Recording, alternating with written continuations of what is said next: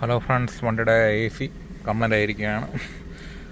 ഇപ്പം വണ്ടി കൂളിങ്ങൊന്നും വരുന്നില്ല. AC ഇട്ടാലും കൂളിംഗ് ഒന്നും വരുന്നില്ല. എനിക്ക് തോന്നുന്നത് ഇതിൻ്റെ AC ഗ്യാസ് ലീക്കായി പോയെന്നാണ് സംശയം. സോ നമുക്കൊരു കടയിൽ കൊടുത്തൊന്ന് ചെക്ക് ചെയ്ത് നോക്കാം, എന്താ കംപ്ലൈൻ്റെന്ന് നമുക്ക് അവരോട് ചോദിച്ച് നോക്കാം.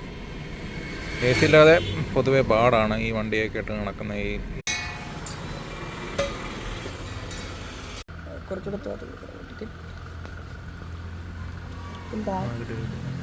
ഇതല്ലേ ചീറ്റുന്നുണ്ടോ?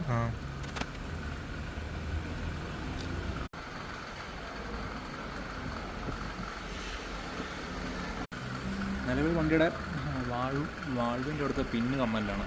അതാണ് ഇപ്പം ലീക്ക് ആയിക്കൊണ്ടിരിക്കുന്നത്. ഇനി ഒന്നുകൂടെ നോക്കാം, നമുക്ക് കൂളിംഗ് കോയിൽ ഒന്നുകൂടെ പ്രഷർ എടുത്ത് നോക്കാൻ വേണ്ടി പറയുന്നത്. നോക്കാം.